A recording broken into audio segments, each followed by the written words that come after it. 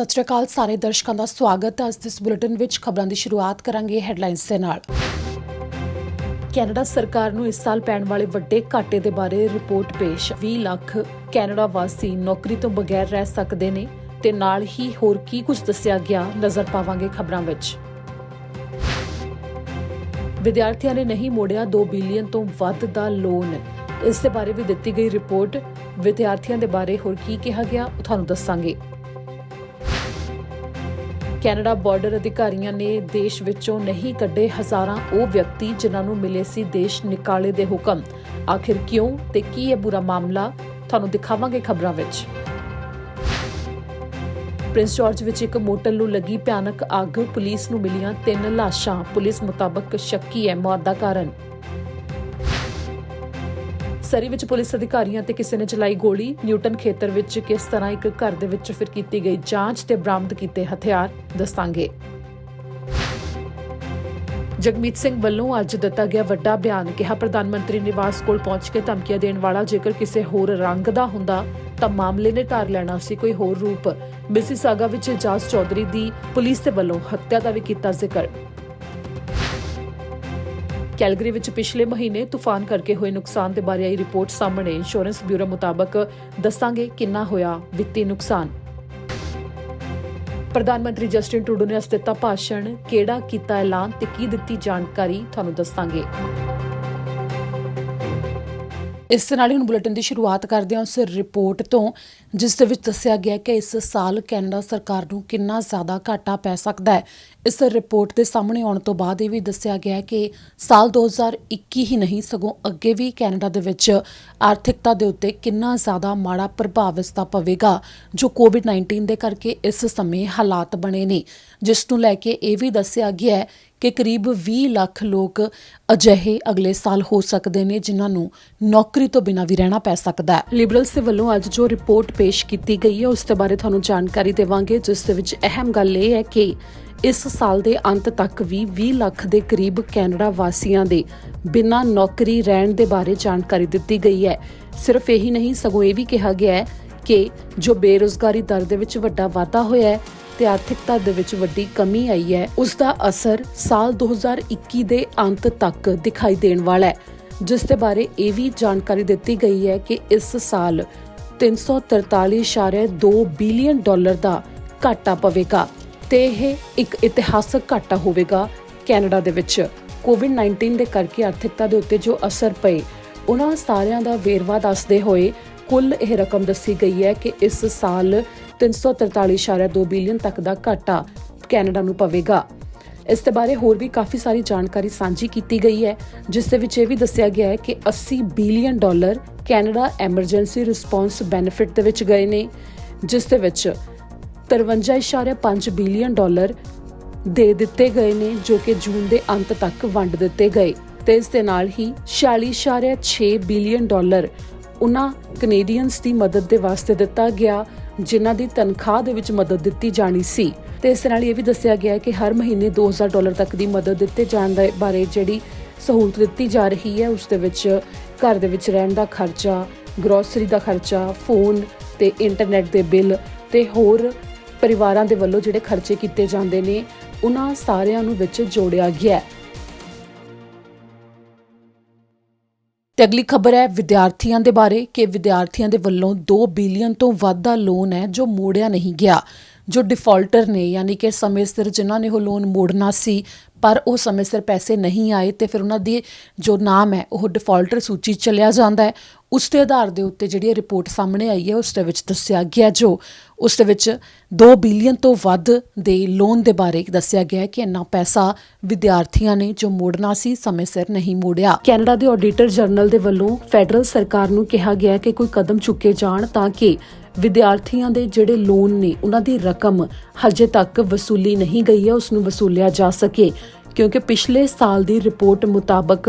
ਜੋ ਡਿਫਾਲਟਰ ਨੇ ਜਿਨ੍ਹਾਂ ਨੂੰ ਅਜਿਹੀ ਸੂਚੀ ਦੇ ਵਿੱਚ ਪਾਇਆ ਗਿਆ ਹੈ ਜਿਨ੍ਹਾਂ ਨੇ ਸਮੇਂ ਸਿਰ ਲੋਨ ਵਾਪਸ ਨਹੀਂ ਕੀਤੇ, ਉਸ ਦੇ ਵਿੱਚ ਕੁੱਲ 2.4 ਬਿਲੀਅਨ ਡਾਲਰ ਤੱਕ ਦੀ ਰਾਸ਼ੀ ਬਣਦੀ ਹੈ ਜੋ ਪੈਸਾ ਵਾਪਸ ਨਹੀਂ ਮੋੜਿਆ ਗਿਆ। ਇਹ ਇੱਕ ਮੋਟੀ ਰਕਮ ਹੈ ਜਿਸ ਨੂੰ ਮੋੜੇ ਜਾਣ ਦੇ ਉੱਤੇ ਵਿਦਿਆਰਥੀਆਂ ਨੂੰ ਕਹਿਣ ਦੇ ਵਾਸਤੇ ਕਿਹਾ ਗਿਆ ਤੇ ਨਾਲ ਹੀ ਕਦਮ ਚੁੱਕਣ ਲਈ ਕਿਹਾ ਗਿਆ ਤਾਂ ਕਿ ਵਿਦਿਆਰਥੀ ਜਿਨ੍ਹਾਂ ਨੇ ਪੜ੍ਹਾਈ ਦੇ ਵਾਸਤੇ ਲੋਨ ਲਿਆ ਸੀ ਤੇ ਸਮੇਂ ਸਿਰ ਉਸ ਲੋਨ ਨੂੰ ਵਾਪਸ ਕਰ ਦੇਣ ਤਾਂ ਕਿ ਟੈਕਸ ਪੇਅਰਸ ਦੇ ਉੱਤੇ ਹੋਰ ਜ਼ਿਆਦਾ ਬੋਝ ਨਾ ਪਵੇ। ਇਸ ਮੌਕੇ ਆਡੀਟਰ ਜਨਰਲ ਨੇ ਖਾਸ ਤੌਰ ਦੇ ਉੱਤੇ ਟੈਕਸ ਪੇਅਰਸ ਦਾ ਵੀ ਜ਼ਿਕਰ ਕਰਦੇ ਹੋਏ ਇਹ ਗੱਲ ਕਹੀ ਹੈ ਕਿ ਇਸ ਦਾ ਅਸਰ ਟੈਕਸ ਪੇਅਰਸ ਦੇ ਉੱਤੇ ਪਵੇਗਾ, ਜਿਸ ਕਰਕੇ ਲੋਨ ਦੀ ਰਕਮ ਨੂੰ ਵਸੂਲਣਾ ਬਹੁਤ ਜ਼ਰੂਰੀ ਹੈ।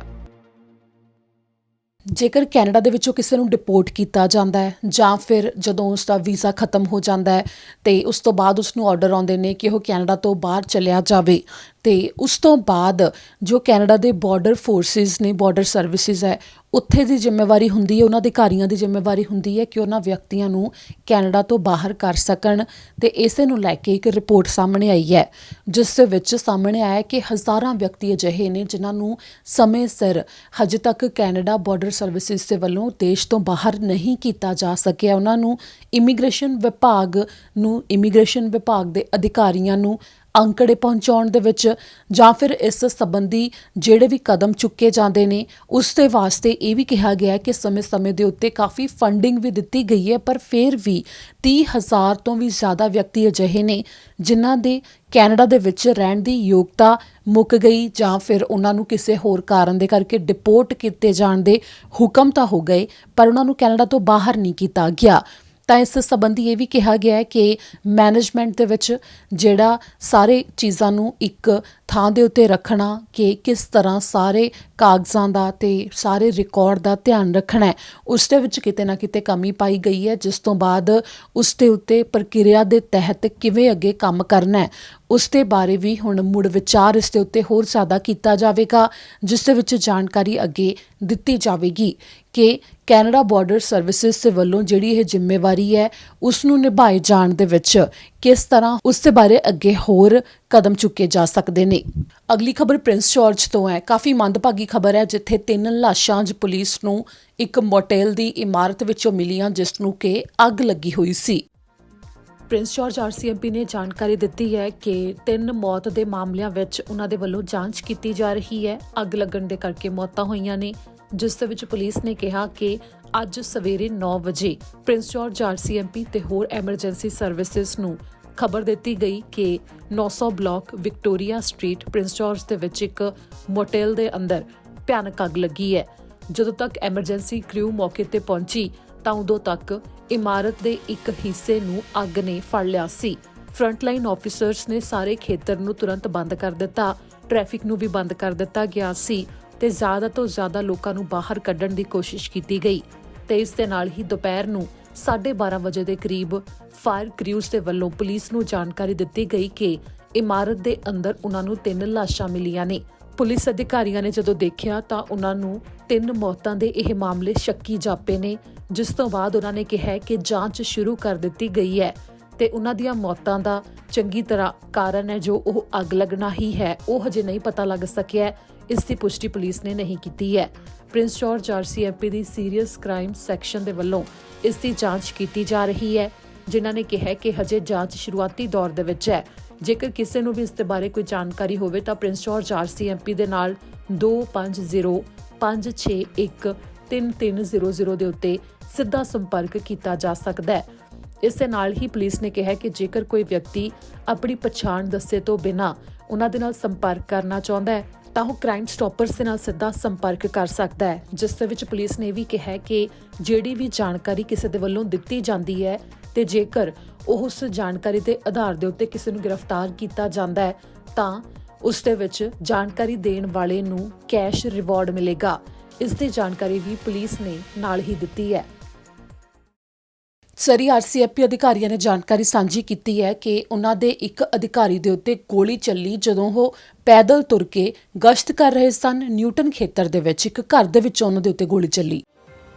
ਸਰੀ RCMP ਦੇ ਵੱਲੋਂ ਜਾਣਕਾਰੀ ਦਿੱਤੀ ਗਈ ਹੈ ਕਿ BB ਗਨ ਦੇ ਨਾਲ ਗੋਲੀ ਚਲਾਉਣ ਦੇ ਮਾਮਲੇ ਦੇ ਵਿੱਚ ਉਹਨਾਂ ਨੇ ਸਰੀ ਦੇ ਨਿਊਟਨ ਖੇਤਰ ਦੇ ਵਿੱਚ ਇੱਕ ਘਰ ਦੇ ਅੰਦਰੋਂ ਹਥਿਆਰ ਤੇ ਨਾਲ ਰੌਂਦ ਬਰਾਮਦ ਕੀਤੇ ਨੇ।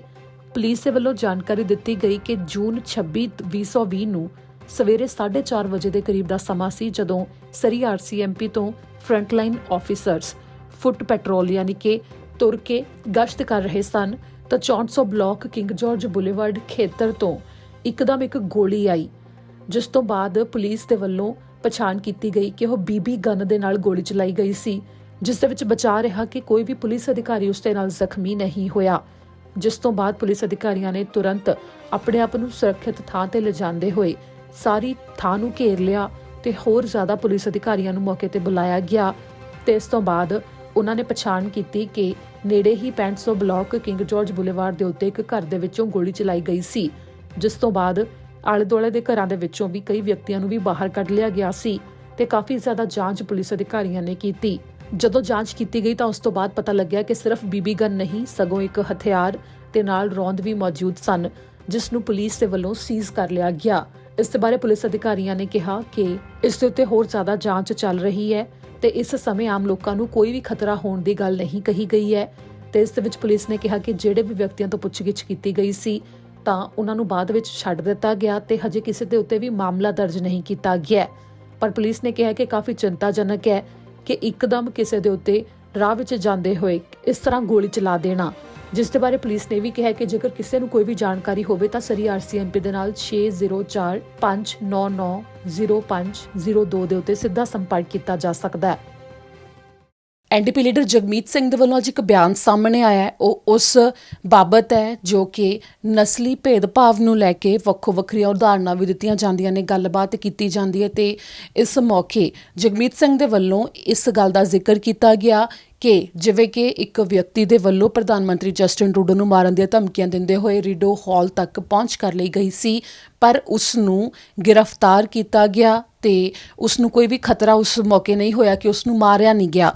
ਪਰ ਜੇਕਰ ਉਸ ਦਾ ਰੰਗ ਕੋਈ ਹੋਰ ਹੁੰਦਾ ਤਾਂ ਸ਼ਾਇਦ ਹਾਲਾਤ ਹੋਰ ਹੋਣੇ ਸੀ, ਜਿਸ ਦੇ ਵਿੱਚ ਉਹਨਾਂ ਨੇ ਇਹ ਉਦਾਹਰਣ ਵੀ ਦਿੱਤੀ ਕਿ ਜਿਵੇਂ ਮਿਸੀਸਾਗਾ ਦੇ ਵਿੱਚ ਇਜ਼ਾਜ਼ ਚੌਧਰੀ ਦੀ ਮੌਤ ਹੋਈ, ਪੁਲਿਸ ਅਧਿਕਾਰੀਆਂ ਦੇ ਵੱਲੋਂ ਉਸ ਨੂੰ ਗੋਲੀਆਂ ਮਾਰ ਦਿੱਤੀਆਂ ਗਈਆਂ। 62 ਸਾਲ ਦੀ ਉਮਰ ਉਸ ਦੀ ਸੀ, ਇੱਕ ਅਪਾਰਟਮੈਂਟ ਦੇ ਵਿੱਚ ਉਹ ਰਹਿ ਰਿਹਾ ਸੀ ਕਿ ਉਸ ਦੇ ਵੱਲੋਂ ਜ਼ਿਆਦਾ ਜਵਾਬ ਨਹੀਂ ਸੀ ਦਿੱਤਾ ਜਾ ਰਿਹਾ, ਉਹ ਡਰ ਗਿਆ ਸੀ, ਜਿਸ ਤੋਂ ਬਾਅਦ ਪੁਲਿਸ ਨੇ ਗੋਲੀਆਂ ਮਾਰ ਕੇ ਉਸ ਦੀ ਹੱਤਿਆ ਹੀ ਕਰ ਦਿੱਤੀ।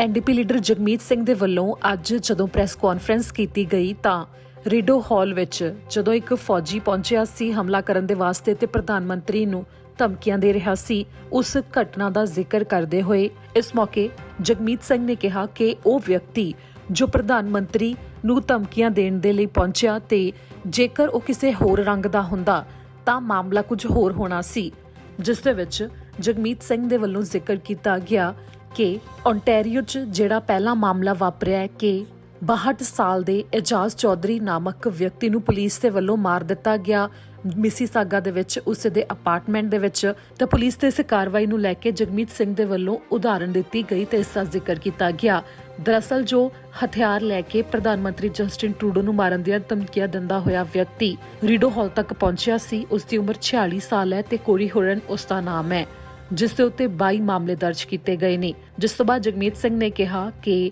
ਜੋ ਉਸ ਦੇ ਵੱਲੋਂ ਹਰਕਤ ਕੀਤੀ ਗਈ ਹੈ ਉਸ ਨੂੰ ਡੋਮੈਸਟਿਕ ਟੈਰਰਿਜ਼ਮ ਦੇ ਨਾਲ ਜੋੜ ਕੇ ਦੇਖਿਆ ਜਾ ਸਕਦਾ ਹੈ ਤੇ ਉਹਨਾਂ ਕਿਹਾ ਕਿ ਇੱਕ ਵਿਅਕਤੀ ਹਥਿਆਰਾਂ ਸਮੇਤ ਜਨਤਕ ਤੌਰ ਦੇ ਉੱਤੇ ਪ੍ਰਧਾਨ ਮੰਤਰੀ ਜਸਟਿਨ ਟਰੂਡੋ ਦੇ ਘਰ ਤੱਕ ਪਹੁੰਚਣ ਦੀ ਕੋਸ਼ਿਸ਼ ਕਰਦਾ ਹੈ ਤੇ ਉਸ ਨੂੰ ਗ੍ਰਿਫਤਾਰ ਕਰ ਲਿਆ ਜਾਂਦਾ ਹੈ ਬਿਨਾਂ ਮਾਰੇ, ਪਰ ਇੱਕ ਵਿਅਕਤੀ ਜੋ ਆਪਣੇ ਅਪਾਰਟਮੈਂਟ ਦੇ ਵਿੱਚ ਮੌਜੂਦ ਸੀ 62 ਸਾਲਾ ਇਜ਼ਾਜ਼, ਉਸ ਨੂੰ ਪੁਲਿਸ ਦੇ ਵੱਲੋਂ ਮਾਰ ਦਿੱਤਾ ਜਾਂਦਾ ਹੈ। ਤਾਂ ਇੱਥੇ ਇਸ ਦੀ ਤੁਲਨਾ ਜਗਮੀਤ ਸਿੰਘ ਦੇ ਵੱਲੋਂ ਨਸਲੀ ਭੇਦਭਾਵ ਦੇ ਨਾਲ ਕੀਤੀ ਗਈ ਤੇ ਨਾਲ ਹੀ ਜਗਮੀਤ ਸਿੰਘ ਦੇ ਵੱਲੋਂ ਇੱਥੇ ਇਹ ਕਹਿਣ ਦੀ ਕੋਸ਼ਿਸ਼ ਕੀਤੀ ਗਈ ਹੈ ਕਿ ਜੇਕਰ ਕੋਰੀ ਹੁਰਨ ਜਿਹੜਾ ਪ੍ਰਧਾਨ ਮੰਤਰੀ ਨੂੰ ਧਮਕੀਆਂ ਦਿੰਦਾ ਹੋਇਆ ਰੀਡੋ ਹਾਲ ਤੱਕ ਪਹੁੰਚਿਆ ਸੀ, ਜੇਕਰ ਉਹ ਕਿਸੇ ਹੋਰ ਰੰਗ ਦਾ ਹੁੰਦਾ ਤਾਂ ਸ਼ਾਇਦ ਪੁਲਿਸ ਦੇ ਵੱਲੋਂ ਉਸ ਨਾਲ ਵਤੀਰਾ ਕੁਝ ਹੋਰ ਤਰੀਕੇ ਦਾ ਕੀਤਾ ਜਾਂਦਾ। ਕੈਲਗਰੀ ਵਿੱਚ ਪਿਛਲੇ ਮਹੀਨੇ ਜੋ ਤੂਫਾਨ ਦੇ ਕਰਕੇ ਨੁਕਸਾਨ ਹੋਇਆ ਸੀ, ਘਰ, ਗੱਡੀਆਂ, ਇਮਾਰਤਾਂ ਨੁਕਸਾਨੀਆਂ ਗਈਆਂ ਸਨ, ਉਹਨਾਂ ਦੇ ਬਾਰੇ ਤਾਂ ਜਾਣਕਾਰੀ ਤੁਹਾਨੂੰ ਅਸੀਂ ਵੀ ਦੱਸੀ ਹੈ ਤੇ ਤੁਸੀਂ ਹੋਰ ਥਾਵਾਂ ਦੇ ਉੱਤੋਂ ਵੀ ਉਹ ਜਾਣਕਾਰੀ ਤੇ ਵੀਡੀਓਜ਼ ਦੇਖੀਆਂ ਹੋਣਗੀਆਂ। ਤਾਂ ਇਸ ਦੇ ਉੱਤੇ ਹੁਣ ਇੰਸ਼ੋਰੈਂਸ ਨੂੰ ਲੈ ਕੇ ਜੋ ਜਾਣਕਾਰੀ ਸਾਹਮਣੇ ਆਈ ਹੈ ਉਸ ਦੇ ਵਿੱਚ ਇਹ ਦੱਸਿਆ ਗਿਆ ਹੈ ਕਿ ਬਿਲੀਅਨ ਤੋਂ ਵੱਧ ਕਿਸ ਤਰ੍ਹਾਂ ਜੋ ਖਰਚਾ ਹੈ ਉਹ ਕੁਦਰਤੀ ਆਫਤ ਦੇ ਕਰਕੇ ਹੋਇਆ ਹੈ। ਇੰਸ਼ੋਰੈਂਸ ਬਿਊਰੋ ਆਫ ਕੈਨੇਡਾ ਦੇ ਵੱਲੋਂ ਜਾਣਕਾਰੀ ਦਿੱਤੀ ਗਈ ਹੈ ਕਿ ਐਲਬਰਟਾ ਵਿੱਚ ਦੱਖਣੀ ਹਿੱਸੇ ਦੇ ਅੰਦਰ ਪਿਛਲੇ ਮਹੀਨੇ ਜੋ ਭਿਆਨਕ ਤੂਫਾਨ ਆਇਆ ਸੀ, ਜਿਸ ਦੇ ਕਰਕੇ ਕਾਫੀ ਜ਼ਿਆਦਾ ਘਰ, ਗੱਡੀਆਂ, ਫਸਲਾਂ ਤੇ ਇਮਾਰਤਾਂ ਹੋਰ ਨੁਕਸਾਨੀਆਂ ਗਈਆਂ ਸਨ। ਉਸ ਦੇ ਕਰਕੇ ਇੰਸ਼ੋਰੈਂਸ ਦੇ ਵਿੱਚ ਜੋ ਕਲੇਮ ਕੀਤੇ ਗਏ ਨੇ ਉਸ ਮੁਤਾਬਕ $1.2 ਬਿਲੀਅਨ ਤੱਕ ਦਾ ਇਸ ਤੂਫਾਨ ਦੇ ਕਰਕੇ ਨੁਕਸਾਨ ਹੋਇਆ ਹੈ, ਜਿਸ ਦੀ ਭਰਪਾਈ ਇੰਸ਼ੋਰੈਂਸ ਕੰਪਨੀ ਦੇ ਵੱਲੋਂ ਕੀਤੀ ਜਾਵੇਗੀ। ਇੰਸ਼ੋਰੈਂਸ ਬਿਊਰੋ ਆਫ ਕੈਨੇਡਾ ਨੇ ਇਸ ਦੀ ਜਦੋਂ ਜਾਣਕਾਰੀ ਦਿੱਤੀ ਹੈ ਤਾਂ ਉਹਨਾਂ ਨੇ ਕਿਹਾ ਕਿ ਕੈਲਗਰੀ ਤੇ ਹੋਰ ਹਿੱਸਿਆਂ ਦੇ ਵਿੱਚ ਇਹ ਭਿਆਨਕ ਤੂਫਾਨ ਆਇਆ ਸੀ। ਜੂਨ 13 ਦਾ ਦਿਨ ਸੀ ਜਦੋਂ ਕਾਫੀ ਜ਼ਿਆਦਾ ਤੂਫਾਨ ਦੇ ਦੌਰਾਨ ਟੈਨਿਸ ਦੀਆਂ ਗੇਂਦਾਂ ਵਰਗੇ ਬਰਫ਼ ਦੇ ਗੋਲੇ ਆਸਮਾਨ ਤੋਂ ਡਿੱਗੇ ਸਨ, ਜਿਸ ਤੋਂ ਬਾਅਦ ਕਈ ਗੱਡੀਆਂ ਦੇ ਸ਼ੀਸ਼ੇ ਟੁੱਟ ਗਏ, ਗੱਡੀਆਂ ਨੁਕਸਾਨੀਆਂ ਗਈਆਂ ਤੇ ਘਰਾਂ ਦਾ ਨੁਕਸਾਨ ਹੋਇਆ, ਘਰਾਂ ਦੇ ਸ਼ੀਸ਼ੇ ਟੁੱਟ ਗਏ ਤੇ ਛੱਤਾਂ ਦਾ ਵੀ ਕਾਫੀ ਜ਼ਿਆਦਾ ਨੁਕਸਾਨ ਹੋਇਆ ਸੀ। ਇਸ ਦੌਰਾਨ ਜਾਣਕਾਰੀ ਦਿੰਦੇ ਹੋਏ ਇਹ ਵੀ ਦੱਸਿਆ ਗਿਆ ਹੈ ਕਿ ਕੈਨੇਡਾ ਦੇ ਵਿੱਚ ਹੁਣ ਤੱਕ ਦੇ ਇਤਿਹਾਸ ਦੇ ਵਿੱਚ ਆਇਆ ਇਹ ਚੌਥਾ ਸਭ ਤੋਂ ਜ਼ਿਆਦਾ ਮਹਿੰਗਾ ਪੈਣ ਵਾਲਾ ਇੰਸ਼ੋਰੈਂਸ ਦੇ ਵਾਸਤੇ ਤੂਫਾਨ ਸੀ, ਜੋ ਕਿ ਇੱਕ ਕੁਦਰਤੀ ਆਫਤ ਸੀ। ਹੁਣ ਤੱਕ ਕੁਦਰਤੀ ਆਫਤ ਕਰਕੇ ਸਭ ਤੋਂ ਜ਼ਿਆਦਾ ਜੋ ਨੁਕਸਾਨ ਹੋਇਆ ਕੈਨੇਡਾ ਦੇ ਇਤਿਹਾਸ ਵਿੱਚ ਉਹ ਸਾਲ 2016 ਵਿੱਚ ਫੋਰਟ ਮੈਕਮਰੇ ਵਾਈਲਡ ਫਾਇਰ ਦੇ ਕਰਕੇ ਹੋਇਆ ਦੱਸਿਆ ਗਿਆ, ਜਿਸ ਦੇ ਵਿੱਚ ਕਰੀਬ $4 ਬਿਲੀਅਨ ਦਾ ਖਰਚਾ ਆਇਆ ਸੀ। ਤੇ ਉਸ ਤੋਂ ਪਹਿਲਾਂ ਕਾਫੀ ਵੱਡਾ ਨੁਕਸਾਨ 2013 ਦੇ ਵਿੱਚ ਦੱਖਣੀ ਅਲਬਰਟਾ ਦੇ ਵਿੱਚ ਹੀ ਹੜ੍ਹ ਆਉਣ ਦੇ ਕਰਕੇ ਹੋਇਆ ਸੀ ਤੇ ਉਦੋਂ $3.5 ਬਿਲੀਅਨ ਦੀ ਭਰਪਾਈ ਕੀਤੀ ਗਈ ਸੀ। ਕੋਕਟਲਮ ਵਿੱਚ RCMP ਦੇ ਵੱਲੋਂ ਇੱਕ ਵੀਡੀਓ ਨੂੰ ਲੈਣ ਦੇ ਵਾਸਤੇ ਸਹਿਯੋਗ ਦੀ ਮੰਗ ਕੀਤੀ ਗਈ ਹੈ। ਅਧਿਕਾਰੀਆਂ ਨੇ ਕਿਹਾ ਕਿ ਜਦੋਂ ਅੱਜ ਸਵੇਰੇ ਉਹ ਇੱਕ ਵਿਅਕਤੀ ਦੀ ਗ੍ਰਿਫਤਾਰੀ ਕਰ ਰਹੇ ਸੀ ਤਾਂ ਦੋ ਵਿਅਕਤੀ ਜੋ ਗੱਡੀ 'ਚ ਜਾ ਰਹੇ ਸੀ ਉਹਨਾਂ ਨੇ ਉਸਦੀ ਵੀਡੀਓ ਬਣਾਈ ਸੀ ਤੇ ਉਸ ਵੀਡੀਓ ਨੂੰ ਪੁਲਿਸ ਦੇ ਵੱਲੋਂ ਮੰਗਿਆ ਜਾ ਰਿਹਾ ਹੈ ਬਿਨਾਂ ਐਡਿਟ ਕੀਤਿਆਂ। ਉਹਨਾਂ ਨੇ ਕਿਹਾ ਕਿ ਜਾਂਚ ਦੇ ਵਿੱਚ ਸਹਿਯੋਗ ਦੇ ਵਾਸਤੇ ਉਹਨਾਂ ਨੂੰ ਲੋੜ ਹੈ।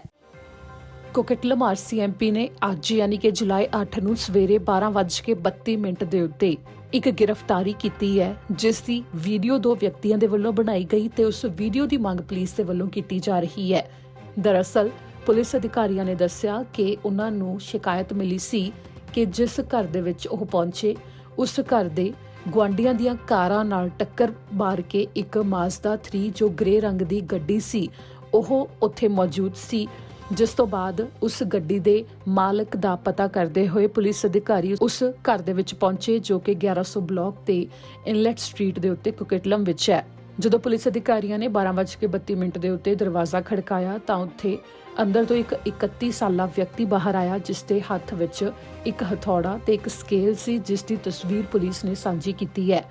ਪੁਲਿਸ ਅਧਿਕਾਰੀਆਂ ਨੇ ਕਿਹਾ ਕਿ ਜਦੋਂ ਉਸ ਦੇ ਨਾਲ ਉਹ ਗੱਲ ਕਰਨ ਲੱਗੇ ਤਾਂ ਉਸ ਦੇ ਵੱਲੋਂ ਹਥੌੜਾ ਵਗਾ ਕੇ ਵੀ ਮਾਰਿਆ ਗਿਆ ਤੇ ਇੱਕ ਪੁਲਿਸ ਅਧਿਕਾਰੀ ਇਸ ਵਿੱਚ ਜ਼ਖਮੀ ਹੋ ਗਿਆ, ਜਿਸ ਨੂੰ ਹਸਪਤਾਲ ਪਹੁੰਚਾਇਆ ਗਿਆ, ਪਰ ਉਸ ਦੀ ਹਾਲਤ ਹੁਣ ਠੀਕ ਹੈ। ਤੇ ਇਸ ਦੇ ਬਾਰੇ ਅਧਿਕਾਰੀਆਂ ਨੇ ਵੀ ਕਿਹਾ ਫਿਰ ਉਹਨਾਂ ਨੂੰ ਜਬਰੀ ਉਸ ਵਿਅਕਤੀ ਨੂੰ ਗ੍ਰਿਫਤਾਰ ਕਰਨਾ ਪਿਆ ਤੇ ਇਸ ਦੌਰਾਨ ਉਹ ਵੀ ਜ਼ਖਮੀ ਹੋਇਆ, ਪਰ ਇਸ ਦੇ ਵਿੱਚ ਉਹ ਗੰਭੀਰ ਰੂਪ 'ਚ ਜ਼ਖਮੀ ਨਹੀਂ ਹੋਇਆ, ਉਹ ਵੀ ਠੀਕ ਹੈ। ਇਸ ਦੇ ਬਾਰੇ ਪੁਲਿਸ ਅਧਿਕਾਰੀਆਂ ਨੇ ਕਿਹਾ ਕਿ ਵੀਡੀਓ ਬਣਾਈ ਗਈ ਹੈ ਤੇ ਉਸ ਵੀਡੀਓ ਨੂੰ ਸੋਸ਼ਲ ਮੀਡੀਆ ਦੇ ਉੱਤੇ ਵੀ ਪੋਸਟ ਕੀਤਾ ਜਾ ਸਕਦਾ ਹੈ। ਜਿਸ ਵਿਅਕਤੀ ਦੇ ਵੱਲੋਂ ਇਸ ਵੀਡੀਓ ਨੂੰ ਬਣਾਇਆ ਗਿਆ ਉਹ ਦੋ ਵਿਅਕਤੀ ਸਨ ਤੇ ਗੱਡੀ ਦੇ ਵਿੱਚ ਉੱਥੇ ਤੋਂ ਜਾ ਰਹੇ ਸਨ, ਜਿਨ੍ਹਾਂ ਨੇ ਉਸ ਸਮੇਂ ਉਹ ਵੀਡੀਓ ਬਣਾਈ, ਜਿਸ ਦੇ ਬਾਰੇ ਪੁਲਿਸ ਨੇ ਕਿਹਾ ਕਿ ਬਿਨਾਂ ਐਡਿਟ ਕੀਤੀ ਹੋਈ ਪੂਰੀ ਵੀਡੀਓ ਉਹਨਾਂ ਵਿਅਕਤੀਆਂ ਤੋਂ ਪੁਲਿਸ ਅਧਿਕਾਰੀ ਲੈਣਾ ਚਾਹੁੰਦੇ ਨੇ ਤਾਂ ਕਿ ਇਸ ਮਾਮਲੇ ਦੀ ਜਾਂਚ ਵਿੱਚ ਉਹਨਾਂ ਨੂੰ ਹੋਰ ਜ਼ਿਆਦਾ ਮਦਦ ਮਿਲ ਸਕੇ ਤੇ ਨਾਲ ਹੀ ਪੁਲਿਸ ਅਧਿਕਾਰੀਆਂ ਦੇ ਵੱਲੋਂ ਕੀਤੇ ਗਏ ਵਤੀਰੇ ਦੇ ਬਾਰੇ ਪੂਰੀ ਜਾਣਕਾਰੀ ਵੀ ਮਿਲ ਸਕੇ, ਕਿਉਂਕਿ ਬਾਹਰ ਲੋਕਾਂ ਦੇ ਵੱਲੋਂ ਅਜਿਹੀਆਂ ਵੀਡੀਓਜ਼ ਬਣਾ ਕੇ ਉਹਨਾਂ ਦਾ ਕਹਿਣਾ ਕਿਹਾ ਜਾਂਦਾ ਹੈ ਕਿ ਪੁਲਿਸ ਅਧਿਕਾਰੀਆਂ ਦੇ ਵੱਲੋਂ ਕੁਝ ਇਸ ਤਰ੍ਹਾਂ ਜ਼ਬਰਦਸਤੀ ਕੀਤੀ ਜਾਂਦੀ ਹੈ ਤੇ ਬੁਰਾ ਵਤੀਰਾ ਕੀਤਾ ਜਾਂਦਾ ਗ੍ਰਿਫਤਾਰੀ ਦੇ ਦੌਰਾਨ ਕਿ ਵਿਅਕਤੀ ਉਸ ਦੇ ਵਿੱਚ ਜਾਂ ਤਾਂ ਜ਼ਖਮੀ ਹੋ ਜਾਂਦੇ ਨੇ ਜਾਂ ਫਿਰ ਉਹ ਗਲਤ ਵਤੀਰੇ ਤੋਂ ਦੁਖੀ ਹੁੰਦੇ ਨੇ, ਜਿਸ ਨੂੰ ਲੈ ਕੇ ਪੁਲਿਸ ਅਧਿਕਾਰੀਆਂ ਦੀ ਨਿਖੇਧੀ ਵੀ ਕੀਤੀ ਜਾਂਦੀ ਹੈ। ਪਰ ਇਸੇ ਦੇ ਉੱਤੇ ਹੁਣ ਪੁਲਿਸ ਅਧਿਕਾਰੀਆਂ ਦਾ ਕਹਿਣਾ ਹੈ ਕਿ ਜੇਕਰ ਕਿਸੇ ਨੇ ਵੀ ਉਹ ਵੀਡੀਓ ਬਣਾਈ ਹੈ ਤਾਂ ਉਸ ਵੀਡੀਓ ਨੂੰ ਉਹਨਾਂ ਦੇ ਨਾਲ ਸਾਂਝਾ ਜ਼ਰੂਰ ਕੀਤਾ ਜਾਵੇ ਤਾਂ ਕਿ ਉਹ ਜਾਂਚ ਦੇ ਵਿੱਚ ਵੀ ਉਸ ਵੀਡੀਓ ਦੇ ਨਾਲ ਮਦਦ ਲੈ ਸਕਣ। ਕੋਕਟਲਮ RCMP ਨੇ ਕਿਹਾ ਕਿ ਉਹਨਾਂ ਨੂੰ 6049451550 ਦੇ ਉੱਤੇ ਸਿੱਧਾ ਸੰਪਰਕ ਕੀਤਾ ਜਾ ਸਕਦਾ ਹੈ। ਅਗਲੀ ਖਬਰ ਹੈ ਕਿ ਵੀਆ ਰੇਲ ਕੈਨੇਡਾ ਦੇ ਵੱਲੋਂ ਐਲਾਨ ਕੀਤਾ ਗਿਆ ਹੈ ਕਿ ਕੋਵਿਡ-19 ਦੇ ਕਰਕੇ ਕਾਫੀ ਮਾੜਾ ਪ੍ਰਭਾਵ ਪਿਆ ਉਹਨਾਂ ਦੇ ਕੰਮ ਦੇ ਉੱਤੇ ਵੀ ਤੇ ਕੰਮ ਪਹਿਲਾਂ ਨਾਲੋਂ ਕਾਫੀ ਘਟਿਆ ਹੈ, ਜਿਸ ਤੋਂ ਬਾਅਦ ਉਹਨਾਂ ਨੇ ਐਲਾਨ ਕਰ ਦਿੱਤਾ ਹੈ ਕਿ ਇਸ ਮਹੀਨੇ ਦੇ ਵਿੱਚ 1000 ਦੇ ਕਰੀਬ ਕਾਮਿਆਂ ਨੂੰ ਕੰਮ ਤੋਂ ਆਰਜ਼ੀ ਤੌਰ ਤੇ ਹਟਾ ਦਿੱਤਾ ਜਾਵੇਗਾ। ਵੀਆ ਰੇਲ ਕੰਪਨੀ ਦੇ ਵੱਲੋਂ ਆਰਜ਼ੀ ਤੌਰ ਤੇ ਉੱਤੇ 1000 ਕਾਮਿਆਂ ਨੂੰ ਕੰਮ ਤੋਂ ਕੱਢਿਆ ਜਾ ਰਿਹਾ ਹੈ, ਜਿਸ ਦੇ ਬਾਰੇ ਉਹਨਾਂ ਨੇ ਜਾਣਕਾਰੀ ਦਿੱਤੀ ਹੈ ਕਿ ਕੋਵਿਡ-19 ਦੇ ਕਰਕੇ ਜਿਹੜਾ ਟਰੈਵਲ ਇੰਡਸਟਰੀ ਦੇ ਉੱਤੇ ਅਸਰ ਪਿਆ ਹੈ ਉਸ ਤੋਂ ਬਾਅਦ ਇਹ ਫੈਸਲਾ ਲਿਆ ਜਾ ਰਿਹਾ ਹੈ, ਜਿਸ ਦੇ ਵਿੱਚ ਉਹਨਾਂ ਨੇ ਕਿਹਾ ਕਿ ਕੋਵਿਡ-19 ਤੋਂ ਪਹਿਲਾਂ ਜਿਸ ਤਰ੍ਹਾਂ ਆਵਾਜਾਈ ਚੱਲਦੀ ਸੀ ਹੁਣ ਉਸ ਤਰ੍ਹਾਂ ਨਹੀਂ ਹੈ, ਜਿਸ ਕਰਕੇ ਇੰਨਾ ਜ਼ਿਆਦਾ ਇਸ ਦਾ ਫਰਕ ਪਿਆ ਹੈ ਕਿ ਉਹਨਾਂ ਨੂੰ 1000 ਦੇ ਕਰੀਬ ਕਾਮਿਆਂ ਨੂੰ ਕੰਮ ਤੋਂ ਕੱਢਣਾ ਪੈ ਰਿਹਾ ਹੈ, ਜਿਨ੍ਹਾਂ ਨੂੰ ਆਰਜ਼ੀ ਤੌਰ ਦੇ ਉੱਤੇ ਕੰਮ ਤੋਂ ਹਟਾਇਆ ਜਾਵੇਗਾ ਤੇ ਜੁਲਾਈ 24 ਤੋਂ ਉਹ ਕੰਮ ਤੋਂ ਹਟਾਏ ਜਾ ਰਹੇ ਨੇ। ਮੌਂਟਰੀਅਲ ਬੇਸਡ ਇਹ ਕੰਪਨੀ ਹੈ ਜਿਸ ਦੇ ਬਾਰੇ ਜਾਣਕਾਰੀ ਦਿੱਤੀ ਗਈ ਹੈ ਕਿ ਵੀਆ ਰੇਲਸ ਦੇ ਵਿੱਚ ਇਸ ਸਮੇਂ 3100 ਤੋਂ ਵੱਧ ਵਿਅਕਤੀ ਕੰਮ ਕਰਦੇ ਨੇ। ਮਾਰਚ ਮਹੀਨੇ ਕਈ ਰੂਟ ਵੀ ਬਦਲੇ ਗਏ ਸਨ ਤੇ ਨਾਲ ਹੀ ਕੰਪਨੀ ਦੇ ਵੱਲੋਂ ਇਹ ਵੀ ਜਾਣਕਾਰੀ ਦਿੱਤੀ ਗਈ ਸੀ ਕਿ ਫਰਵਰੀ ਮਹੀਨੇ ਦੇ ਵਿੱਚ ਵੀ ਕੰਪਨੀ ਨੇ 1000 ਕਾਮਿਆਂ ਨੂੰ ਆਰਜ਼ੀ ਤੌਰ ਦੇ ਉੱਤੇ ਕੰਮ ਤੋਂ ਹਟਾ ਦਿੱਤਾ ਸੀ। ਉਸ ਸਮੇਂ ਇਸ ਕਰਕੇ ਕੰਮ ਤੋਂ ਹਟਾਏ ਗਏ ਸਨ ਕਿਉਂਕਿ ਕੋਸਟਲ ਗੈਸ ਲਿੰਕ ਪਾਈਪਲਾਈਨ ਦੇ ਕਰਕੇ ਜਿਹੜਾ ਰੇਲਵੇ ਲਾਈਨਸ ਦੇ ਉੱਤੇ ਥਾਂ ਦੇ ਉੱਤੇ ਬਲੌਕੇਟਸ ਲਗਾਏ ਗਏ ਸੀ। ਰੇਲਵੇ ਦੀ ਸੇਵਾ ਨੂੰ ਬੰਦ ਕਰਨ ਦੀ ਕੋਸ਼ਿਸ਼ ਕੀਤੀ ਗਈ ਸੀ। ਉਸ ਤੋਂ ਬਾਅਦ ਵੀ ਉਹਨਾਂ ਦੇ ਕੰਮ ਦੇ ਉੱਤੇ ਕਾਫੀ ਜ਼ਿਆਦਾ ਬੁਰਾ ਪ੍ਰਭਾਵ ਪਿਆ ਤੇ ਉਸ ਸਮੇਂ ਵੀ 1000 ਦੇ ਕਰੀਬ ਕਾਮਿਆਂ ਨੂੰ ਕੰਮ ਤੋਂ ਹਟਾਇਆ ਗਿਆ ਸੀ ਤੇ ਹੁਣ ਕੋਵਿਡ-19 ਦੇ ਕਰਕੇ ਅਜਿਹਾ ਹੋਇਆ ਕਿ ਕੰਪਨੀ ਦੇ ਵੱਲੋਂ ਫੈਸਲਾ ਲਿਆ ਗਿਆ ਹੈ ਕਿ 1000 ਦੇ ਕਰੀਬ ਕਾਮਿਆਂ ਨੂੰ ਕੰਮ ਤੋਂ ਹਟਾਇਆ ਜਾ ਰਿਹਾ ਹੈ। ਇਸ ਦੇ ਨਾਲ ਹੀ ਅੱਜ ਦੇ ਬੁਲੇਟਿਨ ਵਿੱਚ ਇੰਨਾ ਹੀ। ਮੈਨੂੰ ਦਿਓ ਇਜਾਜ਼ਤ। ਸਤਿ ਸ਼੍ਰੀ ਅਕਾਲ।